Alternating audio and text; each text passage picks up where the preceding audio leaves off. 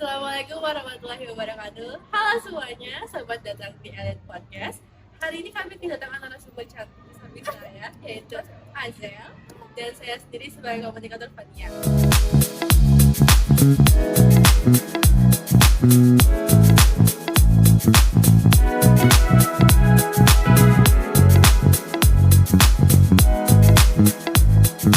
Jadi kita akan membahas suatu hal yang familiar di telinga orang-orang, tapi itu nggak semua orang tahu arti ini tuh apa. Kita akan membahas dubbing hari ini.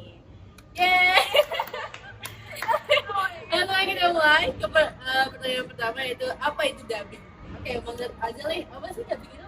Sepengetahuan aku, dubbing itu kayak menggantikan suaranya gitu. Jadi kalau misalkan ya itu bisa dibilang kayak gitu, bisa dibilang kayak gitu. Kalau misalkan satu itu kan emang harus digantikan suaranya dari suaranya kan dari aku. Jadi kita ngisi suaranya itu. Kalau misalkan aku dari yang suara Rusia jadi ke bahasa Indonesia. Jadi biar orang-orang yang mungkin mau nonton jadi bisa ganti ke bahasa Indonesia. Nah, kalau dubbing tuh udah disiapin naskahnya atau kamu harus ngerti satu? Jadi kayak kamu juga harus paham bahasa Rusia itu apa enggak? Udah disiapin naskahnya. Jadi kalau misalkan di dubbing itu ada dua, jadi ada pengarah dialog, ada dubber. Jadi kalau misalkan pengarah dialog itu dia udah apa namanya udah ngurusin cast-nya, udah ngurusin tokoh-tokohnya, Yang udah persiapan ngurusin- buat dubbingnya ya? Iya benar, udah ngurusin dialog-dialognya, udah ngurusin siapa aja yang mau di dubbingin gitu, siapa aja yang mau dipakai gitu. Berarti kayak pilih cast gitu Iya, ya? Terus nih untuk proses dubbing ada nggak sih kayak prosesnya kenapa bisa tiba-tiba dia gitu kayak Azel ini gimana tuh? kalau aku pertama kali itu casting Casting. dulu, terus disaring lagi, kan banyak tuh yang ikut kan, disaring lagi jadi 12 orang, disaring lagi jadi 6 orang, disaring lagi jadi cuma aku gitu. Terus kalau misalkan nggak pakai casting ada juga, jadi kalau Terus misalkan ditunjuk gitu. langsung tunjuk, Jadi lu bisa tunjuk itu gimana tuh? Kenapa tiba-tiba bisa dia? jadi pengaruh dialognya ngelihat dulu nih scene-nya, oh jadi ini cocok sama suara aku, jadi dia pilihnya Berarti yang ini itu udah dengar suara kamu iya udah pernah nyoba aku jadi dubbernya dia juga, jadi udah tahu karakter suara aku, jadi dia pilih aku itu tanpa casting. Terus selanjutnya nih kalau di dalam dubbing, dalam rekamannya pengambilannya gimana tuh? Proses jadi kalau misalkan di dalam studionya kalau misalkan baru-baru pasti ini mental malu ya, belum malu Karena emang di dalam lagi itu kamu harus jadi apa? sendirian, cuman Iya. pasti bakal dilihat kan ekspresi kita segala Ekspresi juga dilihat. Iya. Kenapa ada pakai ekspresi coba betul? Karena dia pengaruh dialognya juga bisa ngastiin kalau misalkan ekspresi biar itu mendesak iya gitu ya? iya benar gitu. Terus kalau misalkan di dalam studio juga kita kan harus lepas ya suaranya biar kayak ini lah biar karakternya tuh masuk gitu kan, lepas gitu suaranya. Jadi perlu lepas itu juga aku perlu waktu buat harus lepas Terus nggak bisa langsung gitu ya? iya itu bisa banget sih untuk bikin masalahnya.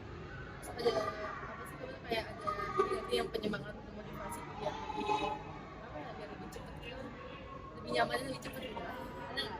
Motivasinya aku pengen cepet selesai udah karena aku capek, jadi aku harus bisa fokus karena kalau misalkan di dalam studio itu dubbing itu juga harus fokus banget, jadi pasin detik scene sama dialognya itu harus sama, jadi biar apa namanya directornya juga nggak berulang kali gitu buat ini sama aku, jadi ya untungnya ada director ya, jadi Terus juga nih, jadi ini aku sendiri sih yang penasaran. Kalau di dubbing tuh kita rekamannya sambil lihat kartunya kan. ya Itu kartunya udah tersedia kayak dari warnanya terus animenya itu udah harus tersedia tinggal suaranya atau gimana? beda-beda. Aku Beda. pernah dubbing itu tuh masih belum jadi, itu kan pernah gitu. Terus itu tuh belum jadi, masih gambaran dia masa sketch. Bener-bener masih Berarti ini kita juga harus main imajinasi dong ya? iya, jadi kayak yang penting udah ada inian suaranya sama udah ada detik-detiknya, udah dibagi-bagi lah intinya. Jadi aku tinggal ngomong Berarti aja. kamu juga pas pakai sesuai detik gitu ya? Iya, Nggak sama gitu, aja. gitu ya? Cuman ya bedanya nggak ada warna. Terus kalau dubbing ini, kalau misalkan dia bukan satu orang, itu rekamannya juga langsung rame-rame atau juga satu-satu? Ada yang beda-beda sih, cuma kebanyakan satu sih untuk rame-rame. Tapi kalau rame juga ada.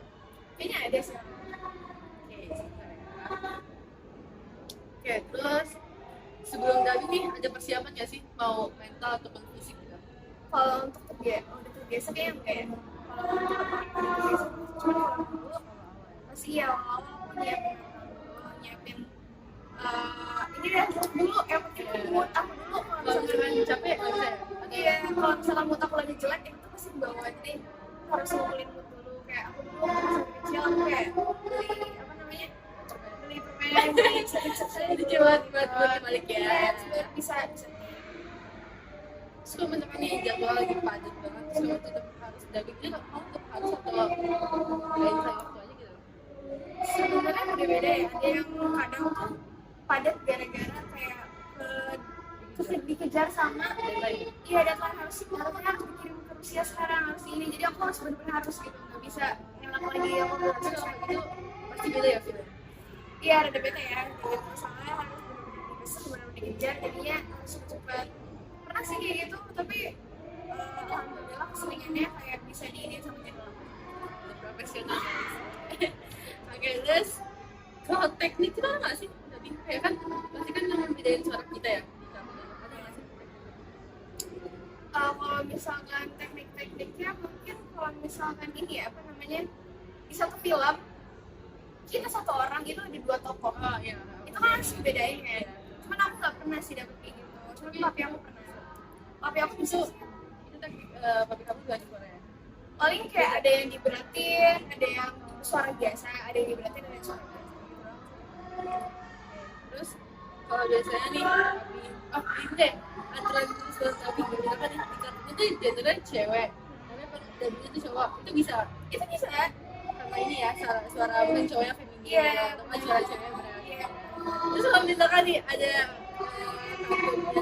bayi, itu gimana suaranya? Ini juga bayi atau marah? bayinya ngomong Ya, kayak misalkan suara nangis kayak gitu. oh itu beda sih itu nggak bisa kalau misalkan kartun mungkin harus diisi ya tapi aku nggak tahu kalau ada soundtracknya gimana cuma aku nggak tahu tapi kayaknya aku nggak pernah sih ngeliat kayak diisi nggak Mungkin dia ini. bisa jadi dia tidak masalah Terus kalau misalkan habis dubbing ada efek sampingnya gitu nggak? Kayak capek sih ya. Iya. Dan itu ada nggak?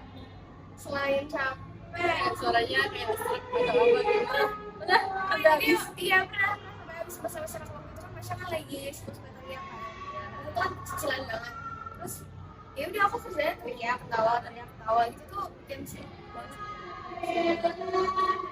Kamu udah biasa ini ya. Udah biasa apa sih suara habis. iya energinya tuh keras banget soalnya Di pertanyaan kali ini kan kalau itu kan beda-beda ya. Itu ada emosi beda-beda, ada nangis, sedih, marah. ya Itu gimana cara ngendaliin emosi?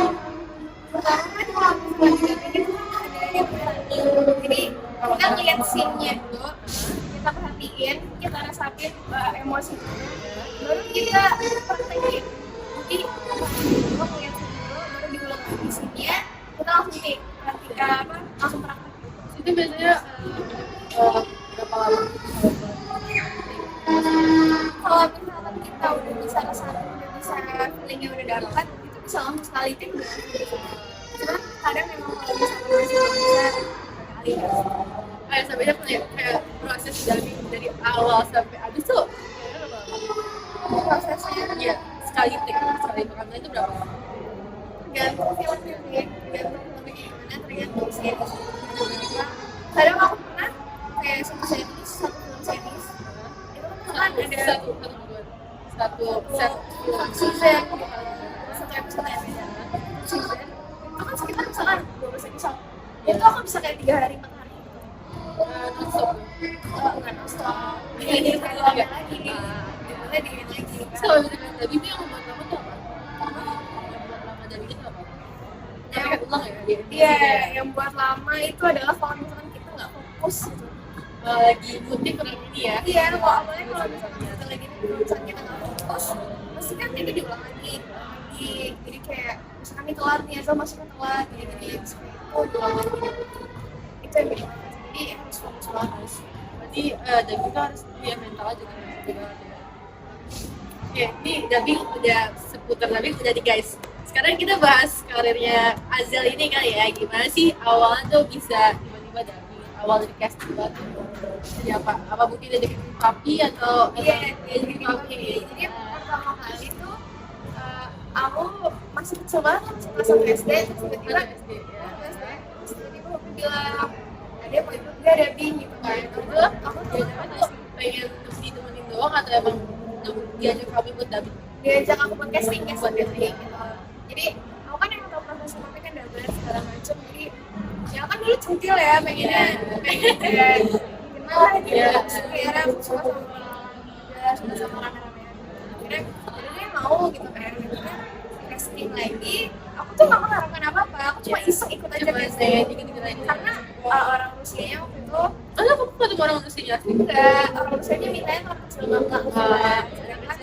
Iya, sedangkan dulu castingnya orang gede semua yang ikut. Oh iya, sama sendiri anak kecil. Enggak, jadi akhirnya diulang lagi castingnya anak kecil semua yang ikut. Jadi pertama-tama tuh kayak ini bener ini film masa lo gini kan belum film masa ya, jadi udah lah ikut aja. Akhirnya pas ikut itu yang aku bilang disaring lagi, jadi banyak orang segitu, saring lagi, nggak eksklusif kayak iseng dia iseng. Terus, ini kamu sampai sekarang masih manusia? Masih sama Itu sampai sekarang tuh kan kamu kan nambah umur nih ya. ya. Ini suaranya beda gak sih? Iya, Nah, itu gimana tuh? Aku harus jadi suara-suara so imut dulu gitu loh. Misalnya, aku tetap harus kecilin suara aku, Iya. kan harus beda kan. Terus harus tetap kecilin, jadi kalau misalkan lagi dubbing, apalagi aku disuruh praktekin nih misalkan, aku tuh gak mau kan jadinya so imut gitu loh. Iya. Tapi tuh harus kayak gitu. Iya. Dan suaranya tuh jadi lebih lancang, lebih Iya, makanya aku kayak, jadi lu mikir kayak, kan gue suara sama Arsya ya? Terus mikir kayak, ini suara Azel dari mana? Gue gak ada suara Azel gitu kan. Iya, gitu. Jadi gitu. Terus kan dulu kan juga kan suaranya beda. Jadi kadang yang masih suka dibayangin juga suara aku yang Tapi kalau misalnya tuh wajar kan ya? Wajar, kan umur kan beda gitu. sebenarnya aku udah pernah di casting sama orang lain lagi kan, jadi kayak aku pengen diganti belum bisa. Iya, orang Rusia ini masih banyak. Kalau selain Marsha ada apa ya?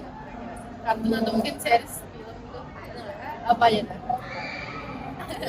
Aku belum sempat lupa judulnya, cuman Berapa aja?